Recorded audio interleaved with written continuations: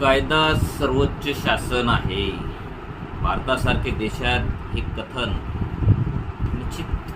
निश्चितच सर्वविवादित सत्य आहे. भारताची लोकशाहीची इमारत जी आहे ही संविधानाद्वारे निर्धारित केलेल्या जमिनी मापदंडानुसार केलेली आहे. म्हणूनच भारत देशाची आत्मा समजून घेण्यासाठी भारताचे संविधान समजून घेणे अत्यावश्यक आहे.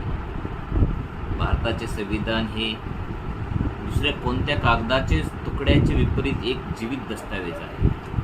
भारताचे सर्वोच्च न्यायालय हे भारताचे कायद्याची अंतिम व्याख्या तथा स्पष्टीकरण देते. डॉक्टर बाबासाहेब आंबेडकरांच्या दृष्टीने संविधान हे केवळ वकिलांचे दस्तावेज नसून हे जीवनाचे एक वाहन आहे आणि संविधानाची आत्मा हमेशासाठी